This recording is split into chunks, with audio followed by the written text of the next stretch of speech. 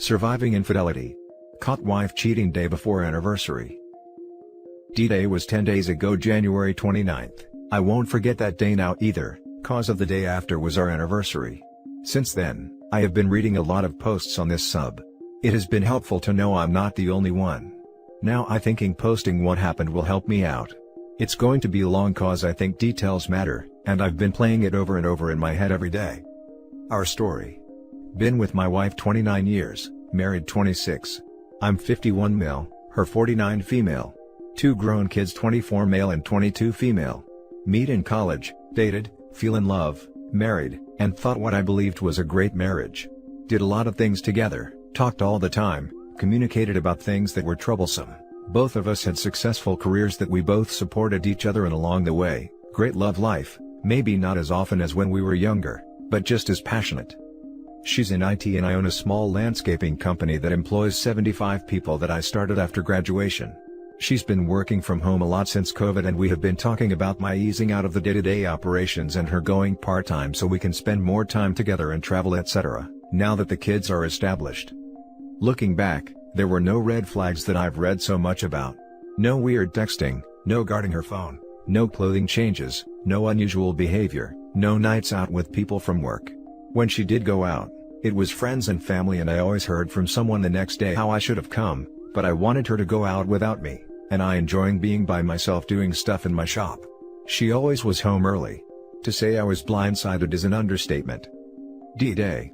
The week before, I had booked a weekend at a romantic bed and breakfast owned by some friends. Our state is open. Winter Festival was that weekend. I leave work early to surprise her and tell her to pack a bag. We're going away for our anniversary. I pull my truck in the driveway and find a strange car there. Right away, I just knew. Don't know why, but I did. I'm hoping and praying I'm wrong, but my gut is telling I'm not. I sit there a while wondering what to do. Leave and talk to her later, leave and pretend I didn't see it. Not sure what to do. I'm shaking so bad I can't see straight. When I have something at work, I have to do that might be uncomfortable. I always tell myself, man up, get this over with. Suddenly, shaking stops and feel very calm, no idea how, because inside I'm a wreck. I sneak in the back door and my black lab is laying there with a sad face, like he knows, instead of jumping on me. Man, I love that dog. He stays as I quietly go up the stairs. When I get upstairs, I can hear what is going on in our bedroom. I get to the door and open it, and see her boss on top of my wife. I stand there for a second and yell out surprise. The crap show that followed would be laughable if it didn't hurt so much. He rolls off trying to get out of bed, but he gets tangled up in the sheets. My wife is screaming, "Oh my God, oh my God, oh my God, oh my God," and trying to cover up, but can't cause he's still tangled up. He finally gets out and starts looking for his clothes, only they're on the other side of the bed. This just hit me, in about the same spot where mine used to end up. Don't know why, but I beat him to them and grabbed them. My wife is crying "I'm so sorry," over and over. I back up to the door and stand there, and he's standing next to the bed naked. I grab the big easy chair out of the corner and pull it to the door and sit down. He asks for his clothes and I say no and toss him my wife's robe from the back of the door. He starts to walk towards me. Now, even though I'm 51, I'm in good shape. 6'3", 240. Years of going to the gym and working in landscaping have seen to that. I look at him and say, if you get any closer it's not going to end well for either of us. You'll be in the hospital and I'll be in jail, so why don't you just sit down? Wife is now sobbing into the pillow and he sits down. After an uncomfortable silence, he asks, "What now?" My reply is, "I have no idea." Wife is still crying a little but sits up. Finally, I pull out my phone and tell them that they are going to tell me everything while I record it all. They look at each and my wife asks, "What do I mean everything?" I say everything, how it started, how long this been going on, when, where, hotels, dinners, etc. Everything.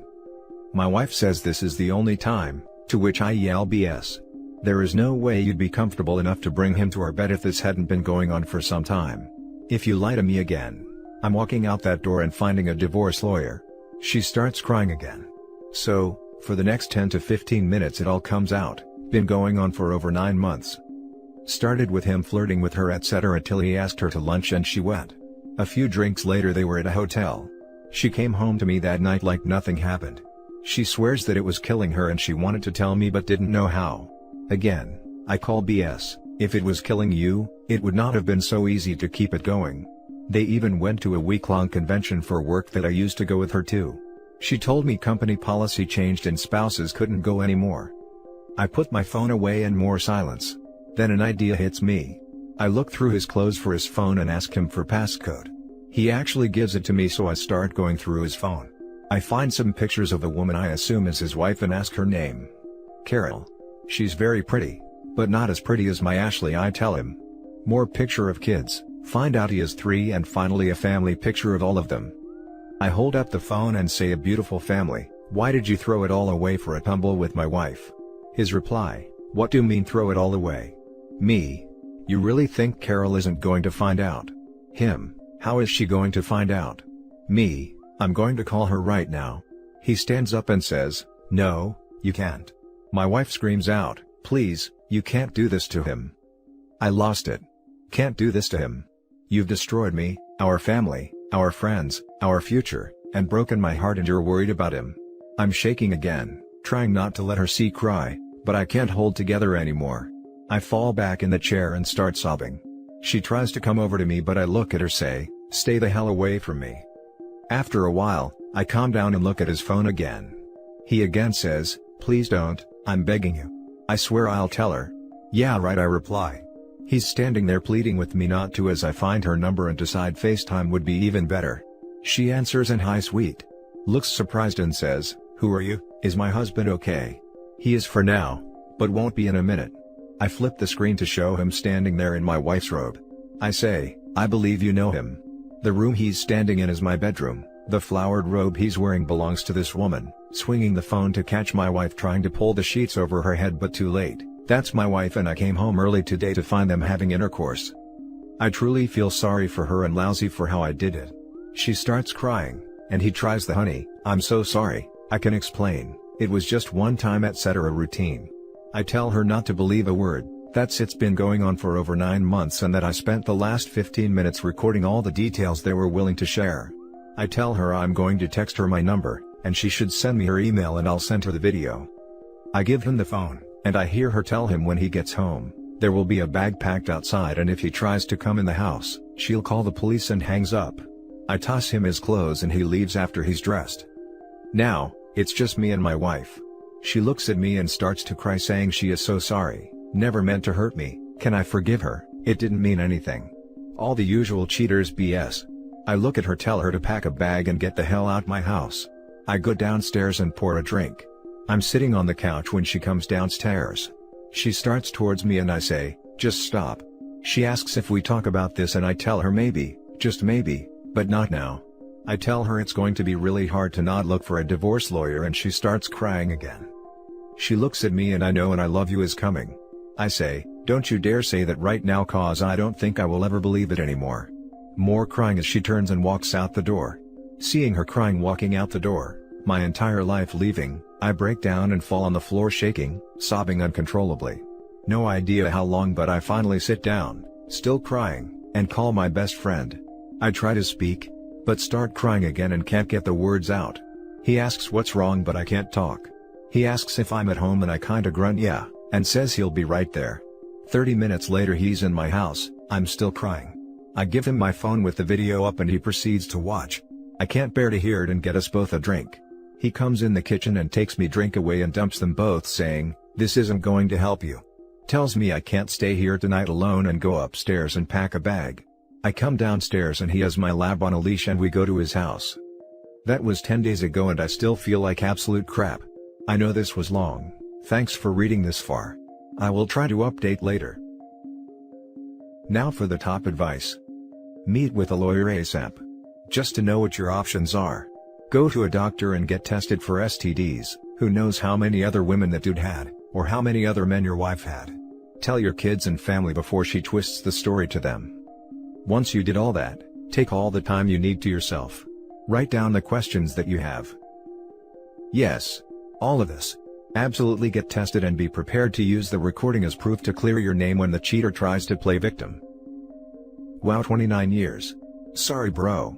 9 months is a long time to pretend everything is fine. Imagine the number of lies she fabricated and the number of decisions she made. It's vile. Thanks for that. I am sure now she had to have lied about plenty of things. Your story caused a visceral reaction. Staying with your friend while you find your footing is extremely valuable. Also, it's great that he took the alcohol away. Lots of questions I want to ask, like, do your kids know? Have you talked to her? Have you consulted an attorney? Since it seems so fresh, I'll just hold off until you're comfortable updating. This community will offer support as well as advice. Stay strong. Also, great job getting it all on camera and contacting his wife. That'll be valuable in the future. Sorry, brother. No coming back from that. To the streets she goes. The last story is titled, Done Deal. A lot of savage stories out here. Mine's not so savage. But still want to write about it to get it off my chest. 5 years ago, I ended a relationship. We had been together for 4 years, and it went sour, and she cheated on me. For half a decade, I worked on myself, on my trust and commitment issues. Tried to put myself back together. Eventually, I got to a place where I was really happy with who I was. I was ready to open my heart again. And then I, 27 male, met her, Kate, 26 female. She was amazing. Everything I'd ever wanted. Really everything anyone would want. I had got the girl every guy wanted. The problem was, every guy still wanted her, and she knew it, and loved it. I loved Kate with more passion and fierceness than anyone ever before. I threw myself into that relationship. Every bit of my heart and soul I poured into it. I committed to being the best I could for her. I was so ready to love someone, and she seemed like the perfect fit. Not perfect, she was flawed of course, but in a way that made it all the more real. She had flaws, but what does that matter when it comes to matters of the heart? We love what we love. Reason does not enter into it. In many ways, unwise love is the truest love. Anyone can love a thing because. That's as easy as putting a penny in your pocket. But to love something despite. To know the flaws and love them too. That is rare and pure, and perfect. One day, we were going down an escalator, and I saw a text from her, younger, slightly more amoral, sister pop up. Do you think Max XYZ is hot? I'm with Sam. 3 minutes later, she was in a foul mood. Foul. Sam, asked her what was wrong. She said nothing. Her sister can just be really mean sometimes. She didn't know I'd seen some of the conversation. The thing was, our relationship was built on good communication. When she didn't tell me something, I knew something was wrong.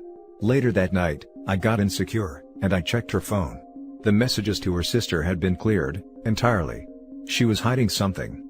I convinced myself she was protecting me. She was a good person. With a good heart. A kind heart. Someone worth loving, who would never hurt me. So, I didn't press it. Fast forward a few months, she comes to live with me, after doing a month-long distance. Something seemed off one day when she was writing in her journal. I asked her what she writes about, she declined to answer. We had a long conversation a few days later. Anything I need to know? Type conversations. Nothing. Again. My insecurity got the better of me, and I cracked, and I read the journal. For our whole relationship, it was littered with entries such as, woke up and daydreamed about Max. I know if I got the chance, I would cheat on Sam with Max. I will regret this, not exploring with Max. I want an honest chance with him. Sitting here, waiting for Max to text me. I don't have the energy to talk to Sam. Not only Max. I am thinking about intercourse with Sam, and wishing it could be with Wyatt. I will never accept that Wyatt and I will not hook up. Big weekend. Got drunk. Cheated on Sam with Wyatt. I confronted her about it. She said these were just fantasies. That the cheating was just texting. That it wasn't real. That I had violated the trust by reading her diary. I agreed, we had both messed up. Said I'd give her a second chance. That I understand that she might be having second thoughts, and that we all get swept away by our thoughts sometimes. In a way, I was pleased she was writing them down and casting them away. A lot of the entries were from long distance time. This was start of January. Enter start of February. She moves back to her place. My mother came to stay with me, could have been awkward. 5 days after moving out, about a month since the diary incident, a Friday, we go on a long walk. She discusses long-term futures with me. Sees us going the distance. How would I feel about raising children in this place? Who would she invite to the wedding? That night, she has a girls' night with her housemates. Gets drunk. No texts to me that night. Not even to say goodnight. I wake up several times in the night, worried. I'd seen this movie before. I check Wyatt's Instagram, she had liked his last photo that night. I went over there first thing. We spoke. She said she told her housemates everything about the diary, and just like the photo, not texted him or anything. We work it out, have intercourse, talk for 3 more hours, work through things, discuss kids, and other long-term futures again. Moving in together again, etc. She goes to the bathroom. I check her phone. She had texted her sister. Should I be with Sam? He would literally love me even if I killed someone. Or should I go be with other guys? And one text, from her, to Max. It was a response to a question. There was no preceding conversation. It had been deleted, but she had passed out before deleting this last text. She had written it in her notes too, before sending it via Instagram DM. How could she not even text me good night, but fall asleep talking to other guys? She comes back from the bathroom. Kate, I'll believe you didn't have a repeat with Wyatt last night. But did you talk to Max? Tears. Yes. Broke up with her on the spot. That made giving her a chance the month before the second hardest thing I'd ever done. Walking away from a woman I loved so purely, was the hardest goddamn thing I've ever done. I had told her from day one what would hurt me most, and she did it perfectly. 4 days on since then. We haven't spoken at all. I wonder if we will. I lie awake at night and think about her. I wonder if I made the wrong decision, if I just threw away something that could have been beautiful. I wonder if all the love I gave her will ever come back to me. But I think, whilst it wasn't physical infidelity, it was clear her heart wasn't with me. I think I did the right thing. Thanks to all of you here for being inspiring. My story isn't half as bad as most of them, but it hurts all the same. I have doubts in myself now. Hope I see it through. Now for the top advice. You did the right thing. Trying to be in a relationship with someone who is in love with someone else, is an exercise in futility. I'm sorry it didn't work, but she's proven she is not to be trusted. She's a milk dud. Sweet on the outside, pure poison on the inside. Such an apt description. Part of me hopes she will change and fight for us. Part of me recognizes the futility. Don't drink poison just because you're thirsty. I know you're hurting and you wish against wish for her to finally see your worth. Problem is, she sees you as having no value, no worth. You are an end to a means for her, a security blanket so to speak. If she has you to always run back to, she will only continue to hurt you and engage in her spectacularly destructive behavior. Yeah. I think I realized if I let her do this, I would only reinforce her opinion that I'll be here no matter what. She'd have lost all respect for me. You made the absolute correct decision. You were her safety net while she cheated on you. There was so much more of this in your future together. Let her go be Wyatt's or Max's problem now. Go completely no contact and block her on everything. Don't let her suck you back in. It's time to focus on you. Yeah. I know I was the safety net. The contingency plan. I know it wouldn't have stopped. It was thematic throughout our whole relationship. I don't have much in the way of social media, but trying to stick to no contact as best I can. Thanks for the vote of confidence. Quick edit.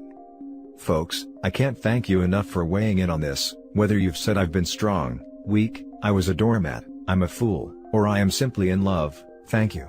I sat down to write this to organize my thoughts. I knew I had to be true in showing how vulnerable, in love, and irrational I feel. Whilst, in my mind, Kate was an angel, she still is, I also needed to represent the facts as clearly and objectively as I could, so that strangers with no regard for my or her well-being could comment fairly.